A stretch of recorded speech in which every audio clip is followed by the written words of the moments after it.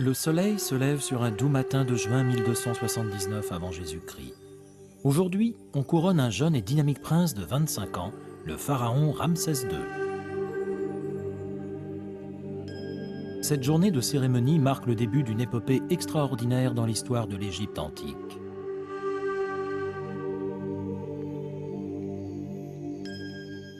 Tout ce que Ramsès II accomplira au cours de son règne de 60 et quelques années se fera à grande échelle. Aucun autre pharaon n'engendrera autant d'enfants, ni ne construira autant de temples et de monuments.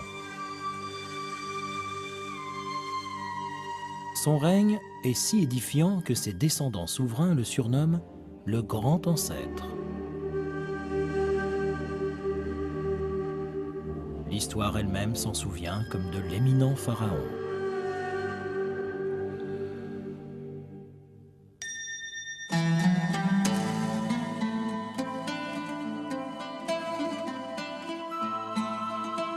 Lorsque Ramsès II monte sur le trône, il est prêt à assumer ses fonctions comme aucun autre prince ne l'a été avant lui.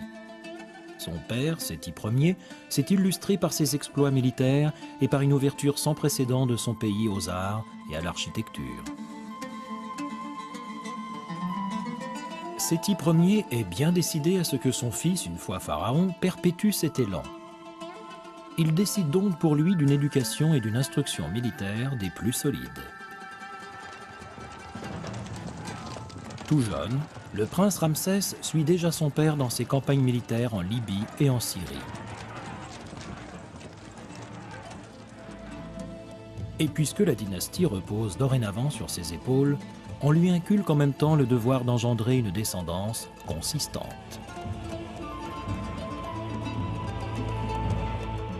Ramsès, qui se passionne pour le métier de roi, semble avoir parfaitement compris la leçon. Ainsi, avant même qu'il soit couronné pharaon, ses deux femmes principales au harem royal lui auraient déjà donné plus de 20 enfants. Les Égyptiens se mariaient jeunes. Il est même probable qu'on mariait les jeunes princes dès que possible, de sorte qu'ils commencent à procréer sans perdre de temps. Le principe étant de s'assurer un maximum de légataires masculins pour le cas où le premier d'entre eux viendrait à mourir avant la succession. La deuxième raison de cette précocité était que la maison royale se devait de véhiculer auprès du peuple égyptien une image forte de fécondité.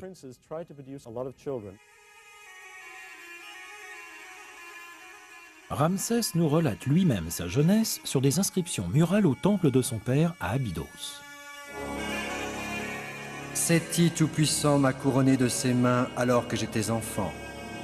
Il m'a doté de femmes, d'un harem tout entier et a placé sous mon joug les peuples du nord et du sud.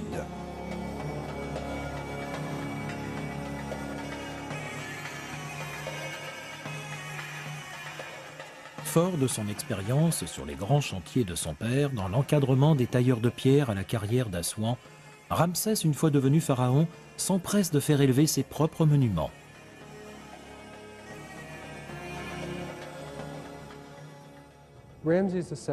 Ramsès II est probablement le premier grand entrepreneur en bâtiment du monde. C'est certainement le monarque qui a le plus construit dans l'histoire antique.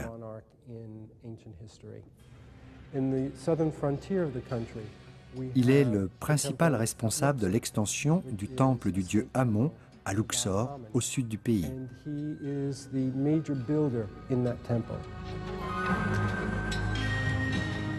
2 mois après son couronnement, on y organise une fête en son honneur.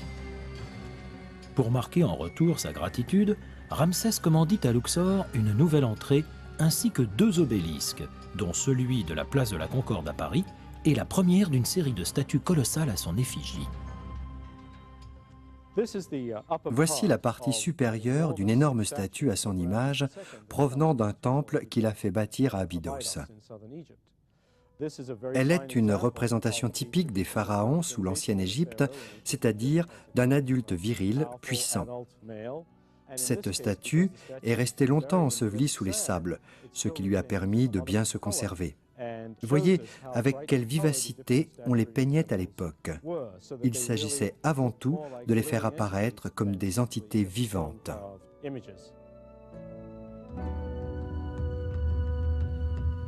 Ramsès II fait étendre et embellir la fameuse salle hypostyle du temple de Karnak, débutée sous Aménophis III.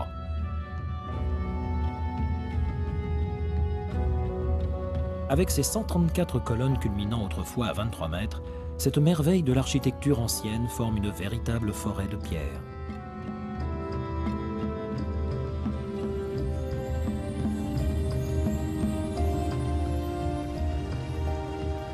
Mais ces grands projets de construction ne s'en tiennent pas à Karnak et à Luxor, construites toutes deux sur les ruines de Thèbes, sur la rive est du Nil. Conformément aux préceptes religieux égyptiens, Ramsès fait bâtir son propre temple funéraire sur la rive ouest du côté où le soleil se couche. L'édification de cette gigantesque nécropole, du nom de Ramesseum, requiert alors l'intervention de 3000 tailleurs de pierre. Bien qu'elle soit aujourd'hui pratiquement en ruine, l'historien grec Diodore de Sicile la décrit à la fin du 1er siècle avant Jésus-Christ comme surpassant de loin toutes les autres réalisations de l'époque. 2 statues de granit de 18 mètres de haut se dressaient autrefois ici en protectrices des lieux. Il ne subsiste aujourd'hui que le buste de l'une d'entre elles.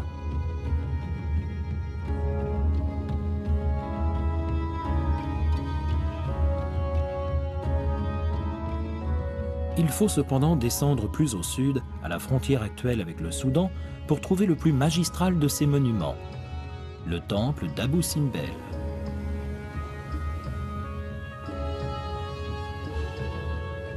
Creusé à même une falaise de grès rose, il domine la vallée.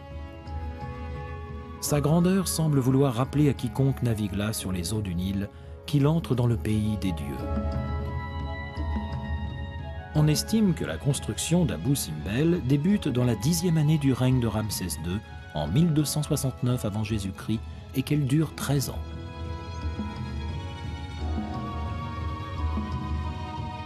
Bien qu'il soit dédié au dieu Amon-Ré et Ptah, ce gigantesque monument divinise avant tout le dieu et roi Ramsès en personne.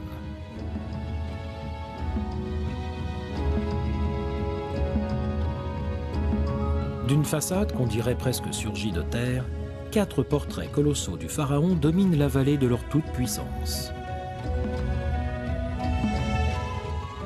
Si ces géants de 20 mètres pouvaient se lever, ils en attendraient pratiquement 30.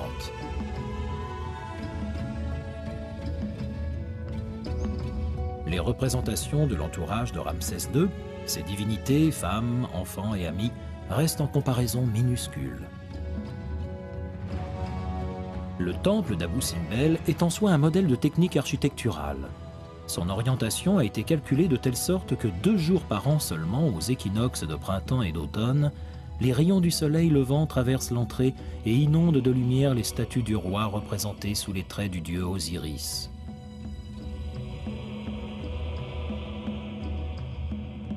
Ils poursuivent ensuite le long d'un corridor de 65 mètres pour pénétrer la partie la plus secrète du sanctuaire et illuminer les statues de 3 dieux, parmi lesquels Ramsès.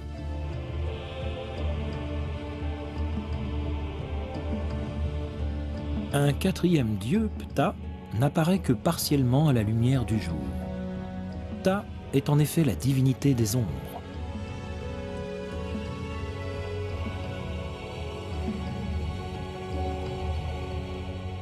Plus petit, le second temple d'Abou Simbel est dédié à la reine Néfertari, épouse favorite de Ramsès II. La simple présence des 6 statues du couple sur sa façade révèle tout l'amour que le roi éprouve pour elle.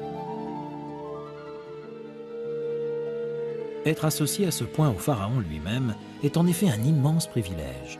Il est d'ailleurs probable que la reine Néfertari ait assisté à l'inauguration de son temple.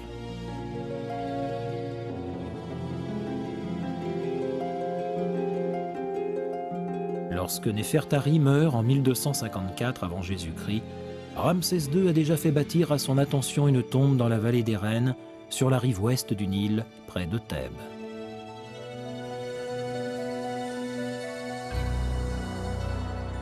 S'enfonçant à près de 8 mètres sous terre, cette sépulture récemment restaurée et ouverte au public reste à ce jour l'un des plus beaux exemples de tombes royales sous l'ancienne Égypte.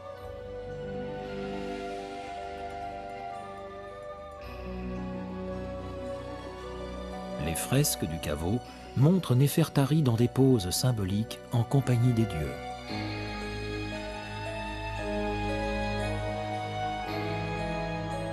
À peu près à la même époque que l'édification d'Abou Simbel, Ramsès II entreprend au nord-est du delta du Nil la construction de son Père Ramessou, ou domaine de Ramsès. Celui-ci jouera bientôt dans l'histoire de l'humanité un rôle très important. Depuis 400 ans, en effet, le peuple hébreu vit paisiblement dans le delta du Nil. On pense que Ramsès II, préoccupé comme son père avant lui par leur grand nombre, aurait choisi de les forcer aux travaux éreintants pour la construction de sa ville. On pense que c'est ici qu'a débuté, vers 1263 avant Jésus-Christ, l'Exode tel que la Bible nous la relate. Quand on parle de Ramsès II, on pense souvent à la période de l'Exode.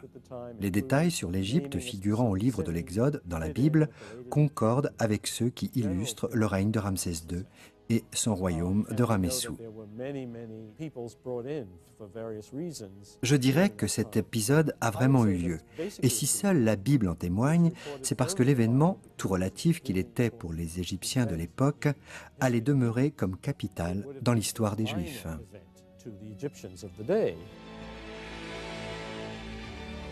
Qu'il ait été ou non le grand pharaon mentionné par la Bible, il est clair que Ramsès II est alors déterminé à laisser aux quatre coins de l'Empire son empreinte toute puissante. En faisant élever autant de monuments à sa gloire, il se hisse à l'image d'un dieu.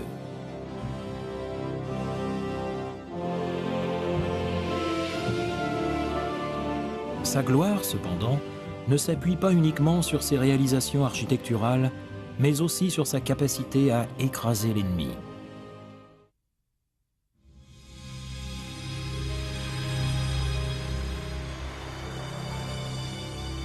Si un seul pharaon devait subsister parmi ceux ayant marqué la longue civilisation de l'ancienne Égypte, c'est bien lui.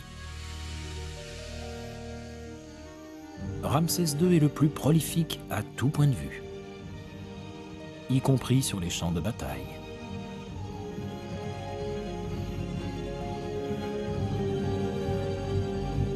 Au cours de ses 67 années de règne, ses conquêtes à l'étranger inondent l'Égypte de richesses, en même temps qu'elles encouragent une véritable explosion culturelle. Les impôts qu'il lève ainsi que ses butins de guerre lui permettent de financer l'embellissement des temples et la construction de nouveaux monuments.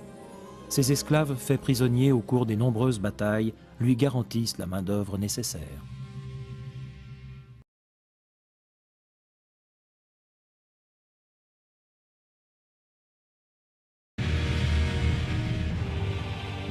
Au nord-est de l'ancienne Égypte s'étend un vaste désert marqué aujourd'hui par la Syrie. Si Séti Ier a gardé le contrôle des régions côtières sud, le peuple des Hittites tient encore sous sa domination la ville stratégique de Kadesh, dans une région que Ramsès II reste déterminé à reprendre un jour ou l'autre.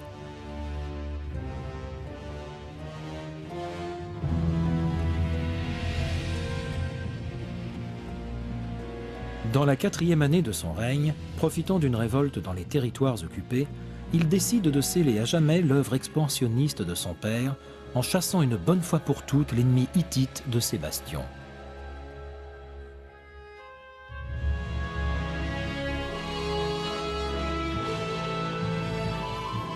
Pour y parvenir, il lui faudra affronter sa plus dure épreuve, la bataille de Kadesh. Des inscriptions nous racontent ainsi qu'en 1275 avant Jésus-Christ, il rassemble l'une des plus vastes armées que l'Égypte ait alors connue. 20 000 hommes traversent la bande de Gaza et font route vers Kadesh.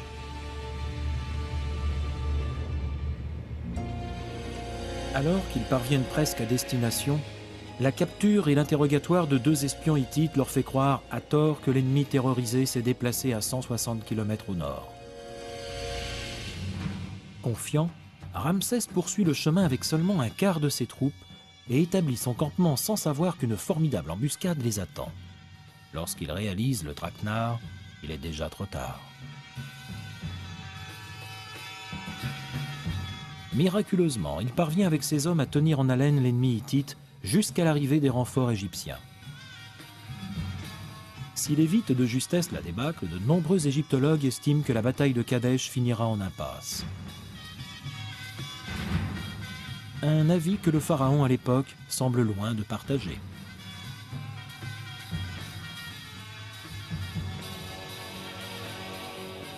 Les murs des temples de Karnak, de Luxor, d'Abydos, d'Abou Simbel et du Ramesséum décrivent au contraire les triomphes de Ramsès à Kadesh. Ces fameuses victoires militaires que l'on célèbre ici comme les plus grandioses de l'ancienne Égypte ont-elles donc réellement eu lieu ? La représentation et la description de la bataille de Kadesh figurent parmi les documents historiques les plus intéressants dont nous disposons sur le règne de Ramsès II. On y dépeint le pharaon comme le vainqueur magistral des Hittites. Alors qu'en réalité, même s'il n'a pas été contraint de battre en retraite, Ramsès s'est retrouvé dans l'impasse, sans aucun espoir immédiat de reconquérir la Syrie.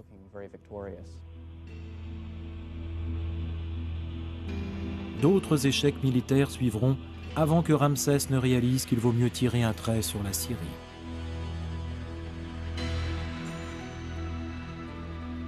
Là où certains voient le premier traité de paix de l'histoire, les deux pays signent en 1259 avant Jésus-Christ un pacte mutuel de non-agression.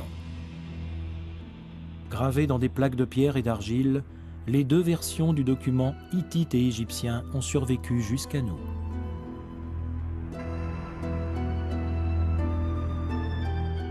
Une fois la paix ramenée, Ramsès II aurait épousé une princesse hittite afin de sceller davantage le traité. Son harem se serait même agrémenté de femmes syriennes et babyloniennes.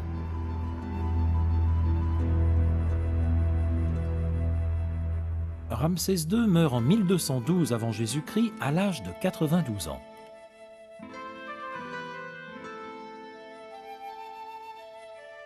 Après l'avoir momifié, on enveloppe sa dépouille dans un linceul doré avant de la placer dans un sarcophage de pierre que l'on ensevelit près de ses ancêtres dans la vallée des rois.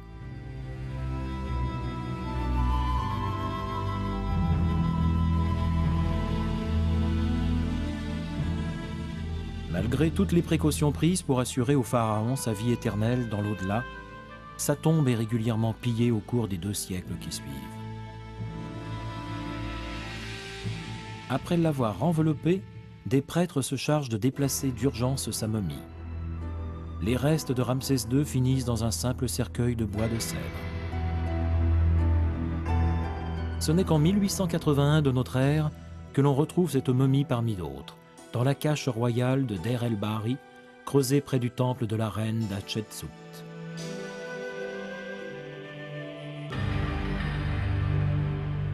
L'analyse de sa momie révélera notamment que Ramsès II portait des cheveux roux et qu'il mesurait environ 1,70 m. Obturé par des grains de poivre au cours de l'embaumement, son nez aquilin s'est bien conservé.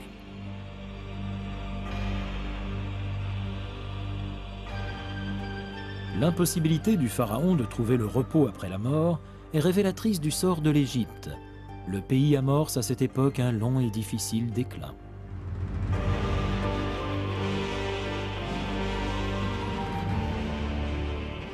On pense que Ramsès II a engendré plus de 200 enfants, dont 100 au moins ont atteint l'âge adulte. Ses 12 premiers fils héritiers, dans leur chronologie, décèdent avant leur père.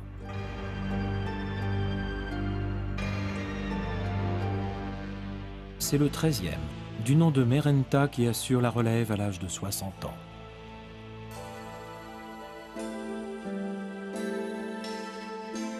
Et bien qu'il se démarque par de victorieuses campagnes militaires contre les Libyens et les Syriens, son règne long de 10 ans seulement ne lui permet pas d'égaliser les réalisations de son père. La découverte d'une partie du palais de Merenta à Memphis reste pourtant un moment important dans l'histoire de l'archéologie. C'est la toute première fois qu'on met au jour les vestiges d'une ancienne résidence royale égyptienne. Des fragments de ce complexe architectural ainsi qu'une maquette du palais exposée aux États-Unis, au musée archéologique de l'Université de Pennsylvanie, permettent de mesurer toute la grâce des intérieurs qui font alors le quotidien des pharaons.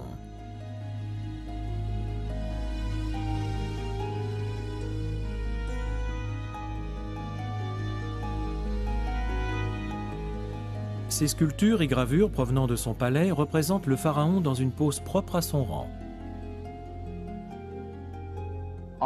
Sur ce fragment, Merenta se tient face au dieu créateur Aton, que vous voyez à droite. Aton lui remet le fléau et la houlette, symbole de la royauté. Merenta apparaît ici, coiffé de la couronne, et tient un oiseau échassier qu'on appelle un vanneau et qui symbolise le peuple égyptien.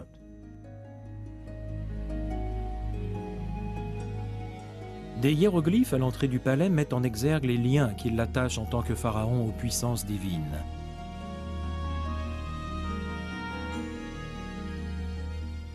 Le déchiffrage donne ceci. En te remettant le fléau et la houlette, je t'ordonne, Pharaon, pour des millions d'années. On a là un concentré de l'interaction qui existe entre le roi et les dieux égyptiens, où l'on voit clairement la façon dont il lui confère les pleins pouvoirs. Si à la mort de Merenta en 1202 avant Jésus-Christ, la glorieuse 19e dynastie n'est déjà plus qu'une vieille histoire, l'épopée des grands pharaons ne s'achève pas là pour autant. Ramsès III lui succède en digne représentant d'une puissante Égypte, alors qu'une reine du nom de Cléopâtre s'apprête à devenir l'héroïne d'un drame qui passionnera le monde entier.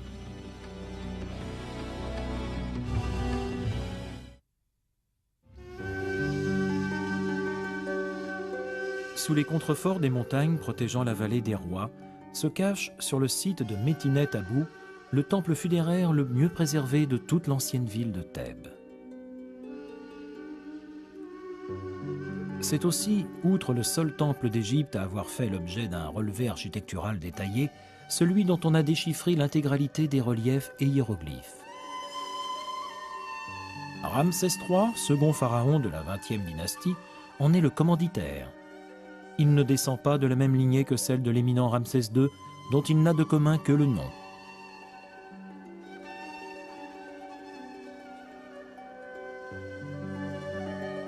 Lorsqu'il monte sur le trône en 1182 avant Jésus-Christ, Ramsès III hérite d'une Égypte stable et d'une nation relativement tranquille. Mais 8 ans plus tard, il se voit contraint d'affronter un ennemi redoutable, les peuples de la mer.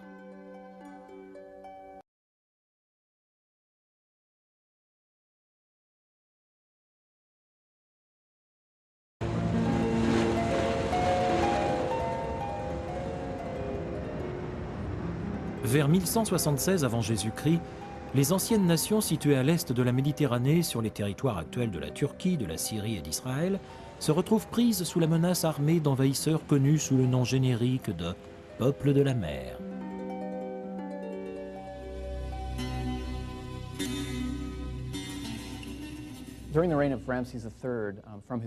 Le temple funéraire de Ramsès III à Médinet Abou nous livre le long récit de l'invasion, puis du rejet d'Égypte des peuples de la mer.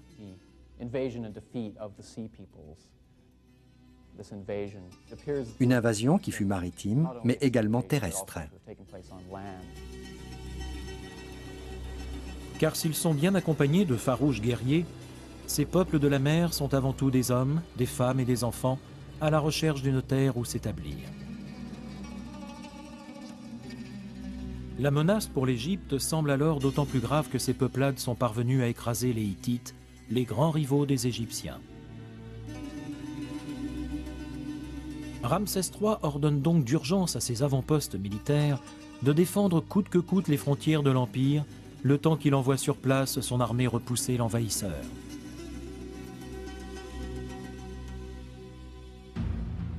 La première des 2 grandes batailles a lieu près de la frontière syrienne.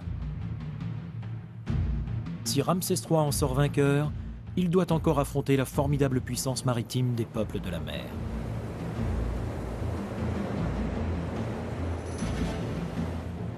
Les peintures murales des temples de Ramsès montrent les archers du pharaon tirant sans relâche leurs flèches sur les lignes ennemies.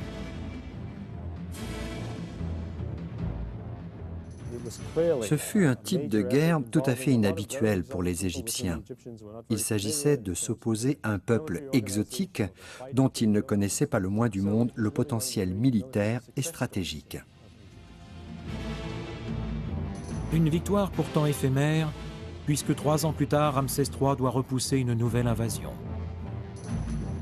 L'ennemi, qui attaque cette fois à la frontière ouest de l'Égypte, est une alliance de plusieurs tribus, dont celle des Libyens. Après un nouveau triomphe militaire, les scribes se mettent à recenser les pertes du camp ennemi. On coupe la main droite des cadavres que l'on apporte au pharaon avant de les compter. Ramsès ordonne un jour que l'on recommence le dénombrement, cette fois en lui présentant le phallus de ses victimes.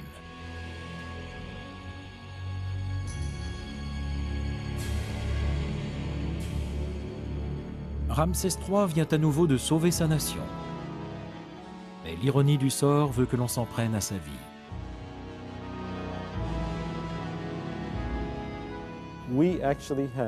L'histoire nous a légué le compte-rendu de l'enquête officielle qui a suivi l'attentat. Mais ce rapport ne nous dit pas clairement si Ramsès a échappé à une tentative ou bien s'il a réellement été assassiné. On sait que l'instigatrice du complot est une reine secondaire du nom de Ti. Elle aurait pu agir par déception que son fils ne figure qu'en position éloignée dans la liste des prétendants au trône.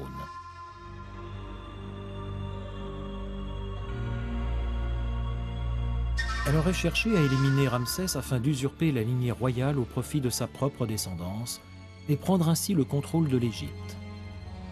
L'un des conspirateurs aurait d'autre part rompu le secret.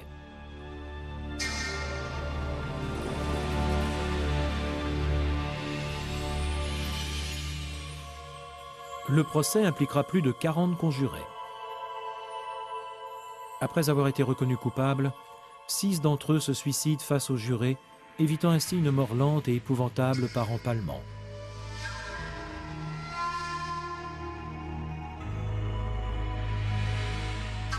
D'autres, reconnus coupables à un degré moindre de participation, ont les oreilles et le nez tranchés. Que cette tentative d'assassinat ait été ou non couronnée de succès, il est clair que Ramsès III est mort avant le rendu des verdicts. Cette fin de règne déplorable présage des troubles qui agiteront bientôt l'Égypte. Après Ramsès III, une période de scission politique et de tension sociale s'installe peu à peu. Les successeurs ont l'air de maîtriser beaucoup moins bien la situation et le pays commence à se partager entre plusieurs royaumes gouvernés par plusieurs pharaons. Certains égyptologues tentent une explication. L'Égypte ne se limite plus à l'étroite et paisible vallée du Nil. D'autres grands empires surgissent tout autour, notamment la Syrie. On est là dans une époque de fluctuations qui déstabilise l'Égypte et la font chuter de son piédestal. Et le pays souffre tout entier de cela. Sur les 8 siècles qui suivent, près de 70 souverains issus de 11 nouvelles dynasties se succèdent au trône d'Égypte. Parmi eux, figurent des conquérants libyens, nubiens, syriens et perses. En 333 avant Jésus-Christ, le pays alors sous la domination des Perses doit affronter l'un des plus grands chefs militaires de tous les temps, Alexandre le Grand.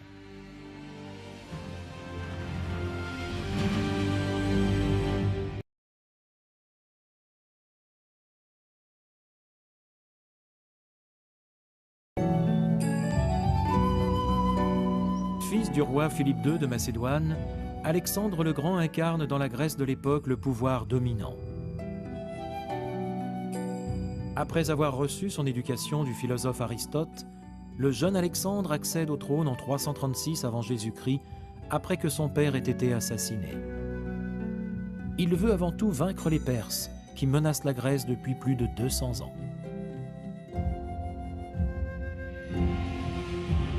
À 25 ans, ses succès rapides lui permettent de libérer les cités grecques et de triompher du grand roi des Perses, Darios, à la bataille du Granique en juin 334 avant Jésus-Christ.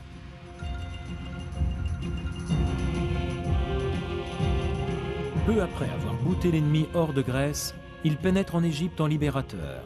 On le couronne même pharaon et on l'élève au statut de Dieu.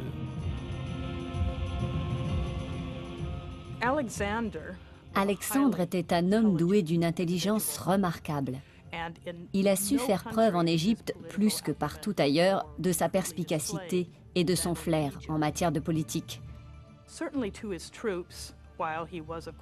Et même si ses armées ne le considéraient pas comme un dieu vivant, il avait compris, comme ses conseillers, qu'en se rendant maître de l'Égypte, il lui faudrait là-bas endosser la cape royale et être adoré comme une divinité.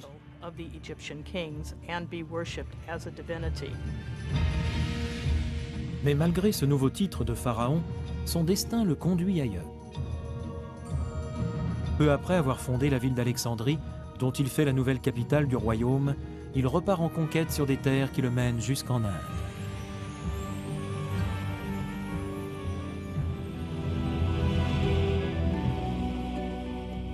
Cependant, et alors qu'il a toujours surmonté ses nombreuses blessures de guerre, une fièvre l'emporte en 323 avant Jésus-Christ dans la ville de Babylone. Ses généraux décident de se partager son vaste empire. Parmi eux, son officier et ami d'enfance Ptolémée. Sa revendication du royaume marque le début de la dernière dynastie égyptienne. Une dynastie qui, en même temps qu'elle fait du pays un riche foyer culturel et artistique, bâtira l'une des 7 merveilles du monde et verra l'avènement d'une des reines les plus célèbres de l'histoire.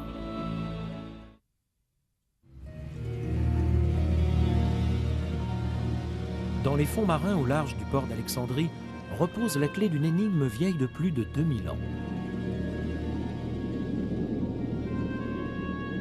Les souverains se promenaient autrefois sur cette chaussée qui reliait la ville à la petite île de Pharos. Détruite par une succession de tremblements de terre à partir du IVe siècle, ce n'est qu'il y a quelques années qu'on relève dans ces parages des vestiges significatifs du grand phare d'Alexandrie et du palais de Cléopâtre.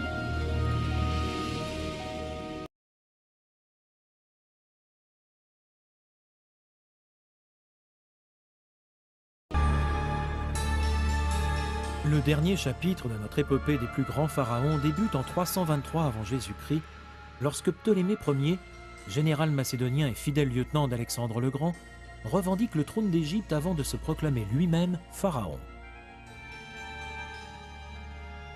Il devient en 305 avant Jésus-Christ le premier roi de la 32e dynastie, celle des Ptolémées. La dynastie égyptienne des Ptolémées s'est illustrée par son maintien, la plupart du temps, d'un pays stable et prospère. Elle a su rester respectueuse des traditions religieuses locales, tout en continuant de pratiquer sa religion grecque. La succession des Ptolémées apparaît d'ailleurs en peinture sur les murs de nombreux temples, comme la dernière et prestigieuse dynastie de la royauté égyptienne. Les Ptolémées sont eux aussi de grands bâtisseurs. Parmi leurs œuvres majeures, la monumentale bibliothèque d'Alexandrie.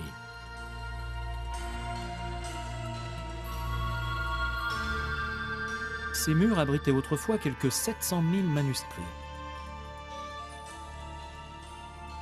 C'est vers ce haut lieu de la culture scientifique et littéraire qu'affluent alors des 4 coins du monde savants et autres érudits en quête de connaissances.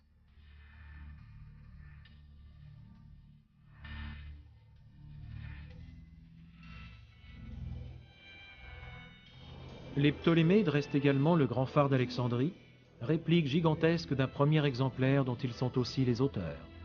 On le surnomme la 7e et dernière merveille de l'Ancien Monde.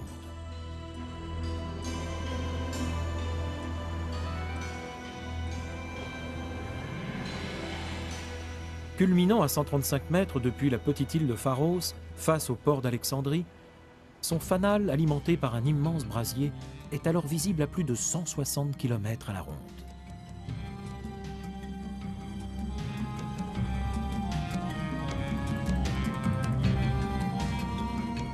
Malgré ces glorieuses illustrations, et peu à peu miné par les rivalités familiales, le déclin économique, les dissensions politiques et la puissance croissante de Rome, cette dynastie d'une quinzaine de rois finit par s'éteindre.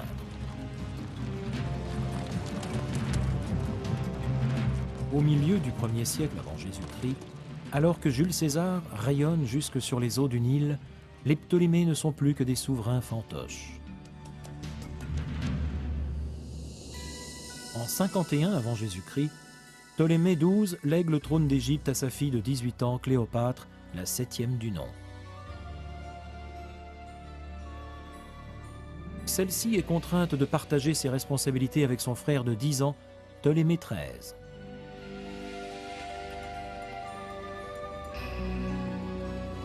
Née en 69 avant Jésus-Christ, Cléopâtre manie couramment 7 langues.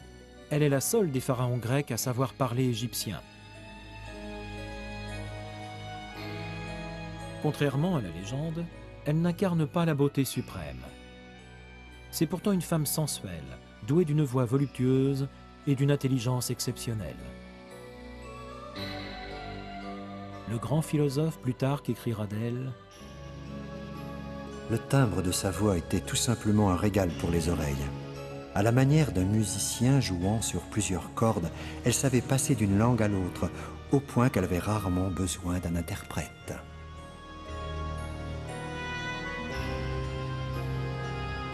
Cléopâtre devra user de tous ses talents pour garder le contrôle d'une Égypte qu'elle aime énormément. Peu après sa montée sur le trône, ses dissensions avec son frère s'achèvent en une guerre civile pure et dure, au cours de laquelle certains égyptologues pensent que la grande bibliothèque d'Alexandrie aurait été détruite.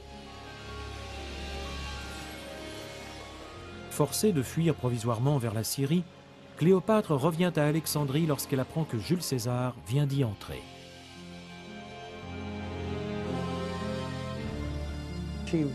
Elle a réalisé qu'avec la puissance croissante de Rome dans le monde méditerranéen, elle avait très peu d'espoir de se maintenir reine d'Égypte. Et lorsque César est entré en Égypte, elle s'est mise en tête de le séduire, comme on a tous pu le voir dans bon nombre de scénarios de pièces et de films. Ses servantes la dissimulent dans un tapis et la passent clandestinement jusqu'au quartier de Jules César à Alexandrie. Lorsqu'il déroule ce tapis qu'on lui présente comme un cadeau, l'empereur découvre avec enchantement la reine d'Égypte, qui devine à ce moment-là qu'elle vient de gagner son meilleur allié. Vaincu, son frère Ptolémée XIII se noie mystérieusement.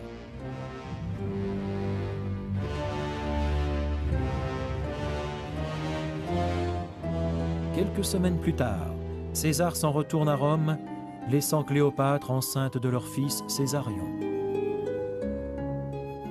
Un an passe avant qu'il ne lui demande de le rejoindre. Mais sa présence à Rome est vécue comme un outrage. Venant s'ajouter aux querelles de l'empereur avec le Sénat, cet affront conduit à l'assassinat de César en 44 avant Jésus-Christ.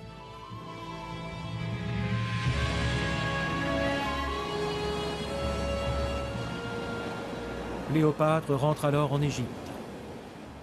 L'arrière-petit-neveu de César, Octavien, ainsi que l'un de ses anciens conseillers, Marc-Antoine, décident de combler le vide politique laissé par sa disparition. Mais leur partage du pouvoir s'avère bientôt impossible et Marc-Antoine se tourne vers Cléopâtre pour lui réclamer son assistance. Antoine est ébloui par le charme de cette femme, dont il découvre en même temps l'aisance dans des sujets de conversation a priori réservés aux hommes d'État.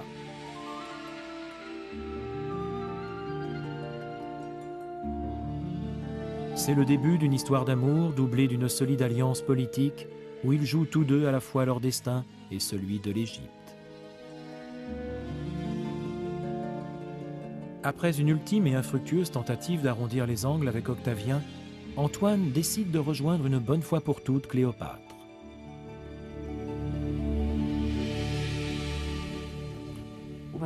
Quelles qu'aient pu être ses motivations amoureuses, il attendait aussi de Cléopâtre de l'argent et du bois pour construire ses bateaux, pendant qu'elle, de son côté, voulait de nouvelles concessions de terre, ainsi que davantage de garanties fiscales, Ils étaient par conséquent tout autant amoureux que co-associés.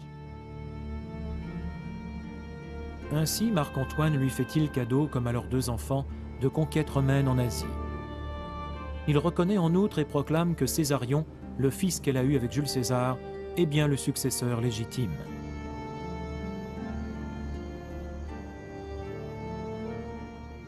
On a là une situation dans laquelle un grand et noble général romain offre délibérément des morceaux de l'Empire à une reine étrangère. Vous imaginez l'indignation des sénateurs romains. Et c'est comme ça que Marc-Antoine est devenu l'ennemi public numéro 1. Octavien exploite alors l'indignation que suscitent ces abandons de territoire pour remporter le soutien de l'armée et déclarer la guerre au couple maudit.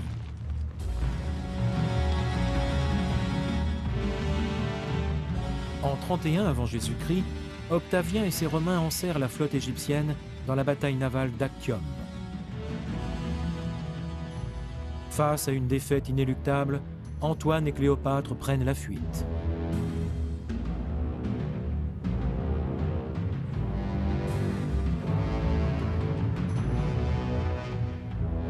En moins d'1 an, les Romains s'emparent d'Alexandrie et les forces égyptiennes capitulent.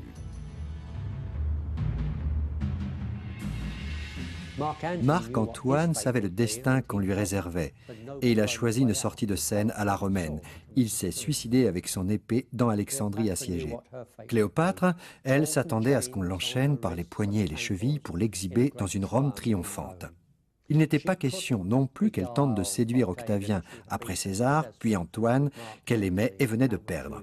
Octavien, qui en tout cas s'assurait par cette immense victoire la domination du monde romain. Marc-Antoine aurait expiré entre les bras de Cléopâtre. La reine elle-même, prête à se donner la mort, ordonne alors qu'on lui apporte en secret un serpent venimeux.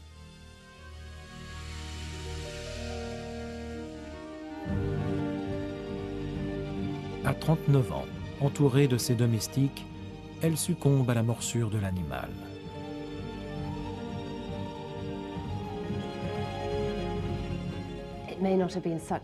Il ne faut pas croire que ce fut forcément pour elle la pire des morts. Ce type de peine capitale était assez répandu en Égypte à l'époque, et l'on peut s'attendre à ce que Cléopâtre se soit faite à l'idée de mourir de cette manière. Avec le dernier souffle de Cléopâtre, s'achève la grande épopée des pharaons. Une digne fin en soi pour l'une des plus grandes histoires d'amour de tous les temps et pour la civilisation de l'ancienne Égypte qui aura duré plus longtemps que tout autre.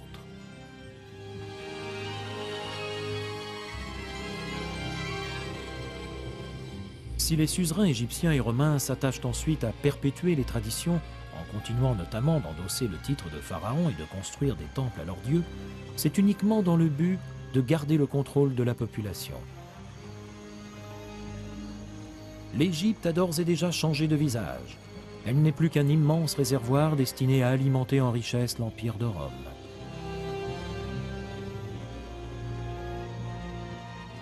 Laissés à l'abandon, les magnifiques lieux saints et monuments édifiés sur plus de 3 millénaires décrépissent lentement mais sûrement. Tout ce qui n'a pas encore été dégradé ou pillé devient la proie du sable et des vents. Les couleurs vives s'effacent peu à peu, alors qu'un patrimoine entier de majestueuses et graciles silhouettes s'enfonce sous la surface anonyme du désert.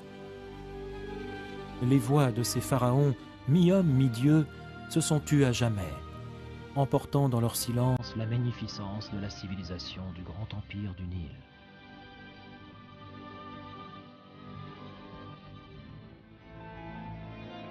Mais l'héritage principal des plus grands pharaons d'Égypte a malgré tout survécu à l'oubli et aux destructions.